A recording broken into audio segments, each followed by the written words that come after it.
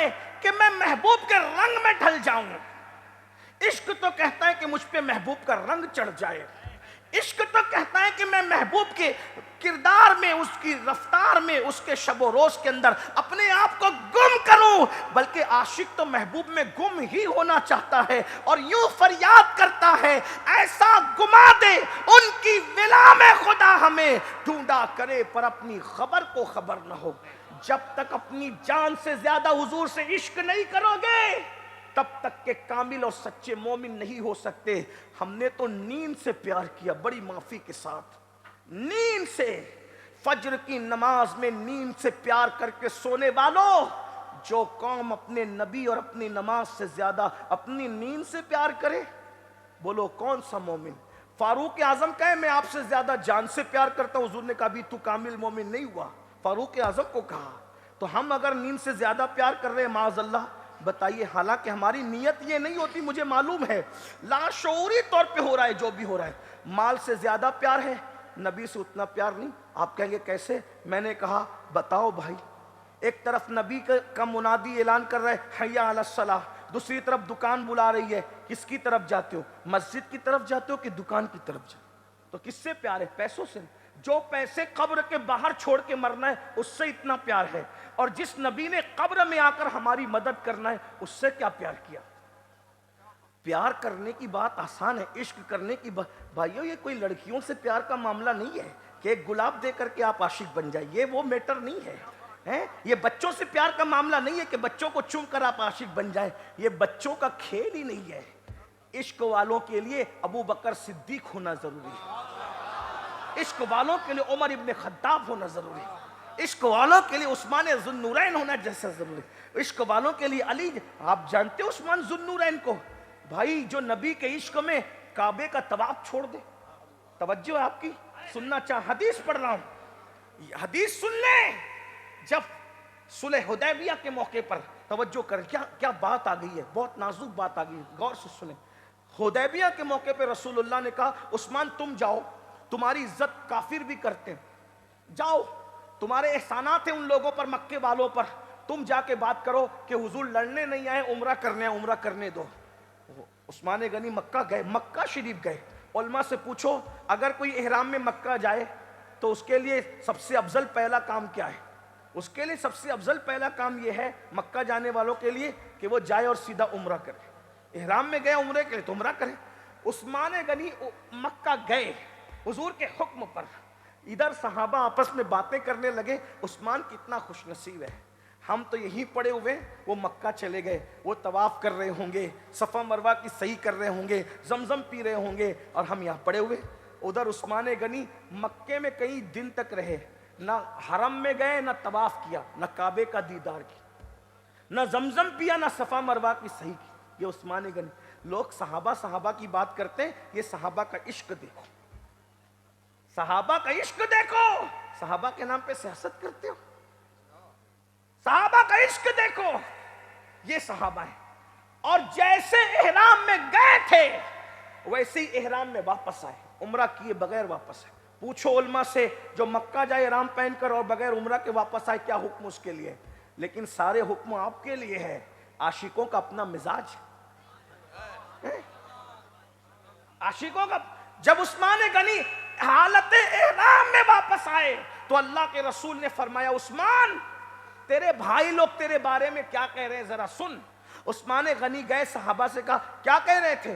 کہا ہم تو یہ کہہ رہے تھے کیا خوش نصیب ہو، تم مکہ پہنچ گئے، عمرہ کرو گے، یہ کرو گے، وہ کرو گے۔ تو عثمان غنی نے کیا کہا؟ تم نے میرے ساتھ بدگمانی کی۔ ارے کوئی مکہ جائے کعبے کا طواف کرے تو یہ بدگمانی ہے، کوئی زمزم پیے، اگر کوئی ہم سوچے مولانا صاحب غلام غوث مکہ گئے تو کیا کر رہے ہوں گے بھائی؟ طواف ہی تو کر رہے ہوں گے، یہ سوچنا کہ طواف کر رہے ہیں تو یہ کوئی بدگمانی ہے، یہ تو اچھا گمان ہے نا، اچھا لیکن عثمان غنی کا تیوا تم نے بدگمانی کی میرے ساتھ۔ اور عثمان یہ بدگمانی، کہا تم کیا سمجھتے ہو؟ انہوں نے مجھ سے کہا تھا، بار بار کہا تھا کہ عثمان تم جا کر عمرہ کر لو، طواف کر لو، تمہارے احسانات ہیں ہم پر، لیکن میں نے نہیں کیا۔ کیوں؟ ارے میں کیا جانوں طواف اور عمرہ کو؟ میرا محبوب مصطفیٰ جان رحمت بغیر عمرہ کے واپس جائے اور میں کعبے کا طواف ان سے پہلے کر لوں، یہ مجھ سے نہیں ہو سکتا۔ مجھے طواف سے زیادہ آمنہ کے لال کی اتباع محبوب ہے۔ نعرہ تکبیر، حضور، نعرہ رسالت۔ حضور آپ کعبے کا کعبہ طواف نہ کرے اور میں کعبے کا طواف کروں، مجھ سے نہیں ہو۔ میں طواف کیے بغیر واپس آئے، میں عمرہ کیے بغیر واپس آئے۔ اب آپ سے پوچھوں غور، جو عشق مصطفیٰ میں توجہ ہے، بول سکتا ہوں، جو عشق مصطفیٰ میں توجہ، عشق مصطفیٰ میں کعبے کا طواف چھوڑ دے۔ بہت نازک بات کر رہا ہوں، لیکن بہت اچھے سے سن رہے ہیں، بڑی محبت والے آپ لوگ ہیں۔ جو عشق مصطفیٰ میں کعبے کا طواف، کہ میرا محبوب طواف نہیں کرتا میں کیسے کروں، وہ عشق مصطفیٰ میں طواف چھوڑ دے کعبے کا، اور ہم عشق رسول کا دعویٰ کرنے کے بعد شراب نہیں چھوڑ سکتے۔ وہ طواف چھوڑ سکتے ہیں محبوب کی خاطر، اور ہم شراب نہیں چھوڑ سکتے۔ آج ہمارا جوان شراب میں ڈوبا ہے، نشے میں ڈوبا ہے، اور عاشق رسول ہے۔ بھائیو، عشق یہ ہے، محبوب حدیبیہ میں بیٹھا ہے، میں کیوں طواف کروں؟ اللہ کا گھر اپنی جگہ ہے، لیکن طواف جب محبوب کرے گا تبھی میں کروں گا، محبوب کے پیچھے کروں، محبوب کے آگے میں طواف نہیں کر سکتا۔ تو بتائیں، حالانکہ طواف محبوب کو بھی محبوب ہے، اسی لیے تو محبوب 400 کلو کا میٹر کا سفر طے کر کے مکہ جا رہا ہے، لیکن طواف محبوب کو محبوب ہے، لیکن محبوب کی خاطر طواف چھوڑ دیا۔ اور یہاں شراب تو محبوب نفرت کر رہے ہیں، فرمایا جو شراب پی رہا ہے محمد اس سے بیزار ہے۔ نشہ کرنے والا قیامت کے دن یا تو سور کی شکل لے کر اٹھے گا یا تو بندر کی شکل لے کر اٹھے گا۔ آج عشق مصطفیٰ کا دعویٰ کر کے نشہ کیا جا رہا ہے، نشے کو پرموٹ کیا جا رہا ہے۔ میری قوم کے جوانوں، اسلام دشمن طاقتوں کی سازش کو سمجھو۔ دنیا تمہاری صلاحیتوں سے لرزہ برندام ہے، دنیا تمہاری صلاحیتوں سے خوف زدہ ہے، دنیا تمہاری صلاحیتوں سے ڈری ہوئی ہے۔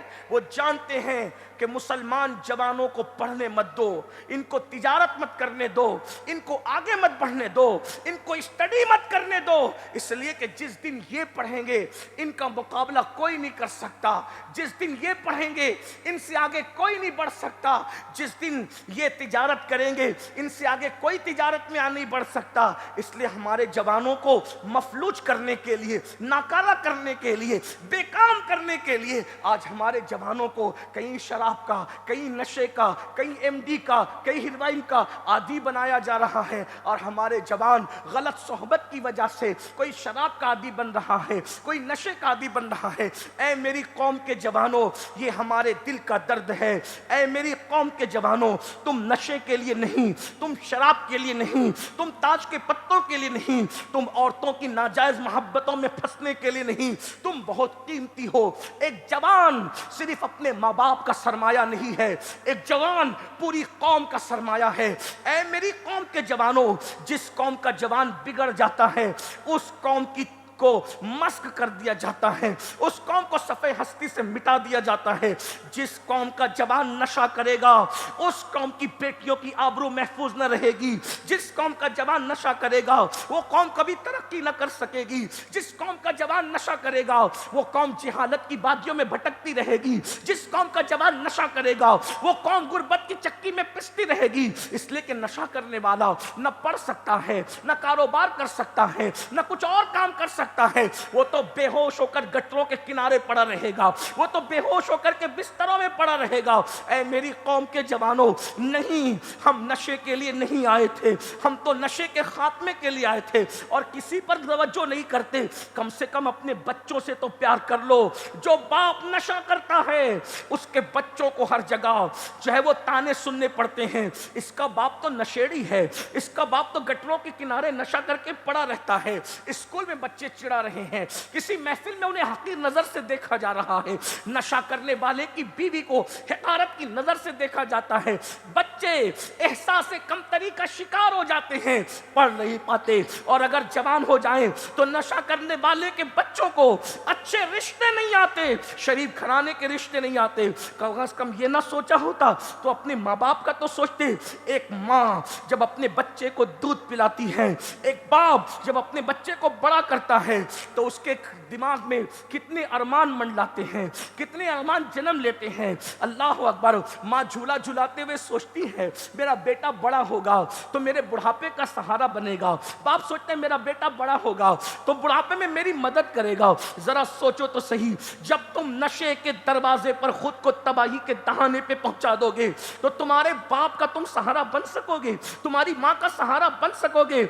आज नशा करने वालों की माएं मस्जिदों के दरवाजों पे बैठ करके भीख मांग रही है, नशा करने वालों का बाप बुढ़ापे में भी लोगों की नौकरी करता नजर आ रहा है।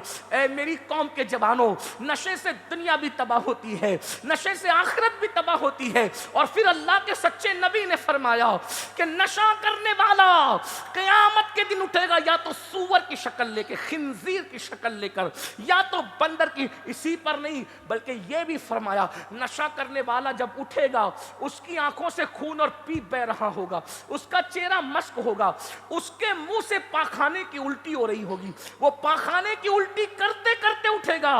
चंद लम्हों के नशे के लिए अपनी दुनिया और आखिरत को तबाह मत करो, अपनी दुनिया और आखिरत को बर्बाद मत करो। मेरी कौम के जवानों, तुम्हें पढ़ने के लिए, आगे बढ़ने के लिए, तुम्हें बोझ बनने के लिए नहीं, बोझ उठाने के लिए। नशे से सेहत खराब होती है। गुटखा छोड़ दो, तंबाकू छोड़ दो, सिगरेट छोड़ दो, सिगरेट भी मत पियो, इससे फेफड़े खराब हो रहे। हंसने की बात नहीं है। अपने नबी को देखो, अल्लाह के रसूल अलैहिस्सलाम ने पूरी जिंदगी वो खाना नहीं खाया जिस खाने को खाने के बाद सुस्ती आती। जो खाना सुस्त कर दे वो खाना भी हुजूर नहीं खाते थे। तो जो चीजें कैंसर पैदा करे क्यों कर रहे? जिंदगी बहुत कीमती है, जिंदगी बहुत कीमती है। जवानी के नशे में सिगरेट पीने वालों, अपने हाथों से अपनी दौलत को आग लगा करके धुएं में उड़ा रहे हो। मरना नहीं है, अल्लाह की अदालत में पहुंचना नहीं है। कुरान कहता है अयहसबुल इंसानु अन युत्रका सुदा, क्या इंसान ये तसव्वुर करता है अल्लाह उससे हिसाब नहीं लेगा? फमन यामल मिस्काल ज़र्रतिन खैरन यरा वमन यामल मिस्काल ज़र्रतिन शर्रन यरा। एक जर्रे के बराबर नेकी की होगी, अल्लाह तुमसे वो भी पूछेगा। जर्रे के बराबर बुराई की होगी, अल्लाह तुमसे वो भी पूछेगा। सिगरेट पीने वालों, क्या तुम्हें एहसास नहीं है कि रसूलुल्लाह की उम्मत की गरीब औरतें आज लॉजों में बिक रही है और तुम सिगरेट पी रहे हो? सिग्नलों पर मुसलमानों की बेटियां बुर्का पहन करके भीख मांग रही है और तुम अपनी दौलत को सिगरेट और हुक्के में उड़ा रहे हो। बताओ, ये तंबाकू, ये सिगरेट, ये गुटखा तुम्हें कैंसर तक ले जाएगा। छोटी उम्र में मर जाओगे, तुम्हारे बच्चे यतीम हो जाएंगे। बद्दुआ के तौर पे नहीं कह रहा हूं, पेशिन गोई जो है वो कह रहा हूं। अल्लाह वरना तुम्हें लंबी उम्र, हमसे लंबी उम्र दे, उम्र नू अता करे अल्लाह तुम सबको। लेकिन कर क्या रहे हो सोचो। अल्लाह ने ये जिंदगी पहली और आखिरी मर्तबा दी, इससे पहले ये जिंदगी कभी नहीं मिली, इसके बाद ये जिंदगी कभी नहीं मिलेगी। सिगरेट कैंसर तक पहुंचा, फेफड़े खा जाती सिगरेट। नौजवान औरतें बेवा हो गई सिगरेट की वजह से, हुक्के की वजह से, ये तंबाकू और गुटके की वजह से। छोड़ दीजिए, हमारे मजहब में इसकी इजाजत। अल्लाह के रसूल ने कभी मैदे की रोटी नहीं खाई। क्यों? इसलिए कि मैदा आदमी को सुस्त कर, हालांकि ना नाजायज है ना हराम है।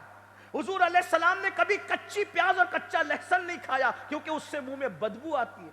हमारा ईमान है, रसूलुल्लाह अगर खा भी लेते तो हुजूर के मुंह में कभी प्याज का असर जाहिर ना होता। अरे जिसके लुआब से खारी कुएं मीठे हो जाएं, जिसके लुआब से जो है वो खारी कुओं का کے اندر مٹھاس پیدا ہو جائے، اس کے منہ میں پیاز آئے تو پیاز بھی لذیذ ہو جائے. لیکن یہ تعلیم امت کے لیے تھا. جو نبی پیاز کی بدبو تمہارے منہ میں نہ دیکھ سکے، وہ نبی تمباکو کی بدبو کیسے گوارا کر سکتے ہیں؟ وہ نبی سگریٹ کی بدبو کیسے گوارا کر سکتے ہیں؟ وہ نبی جو ہے، دیکھو جائز اور ناجائز کی بحث ابھی الگ ہے.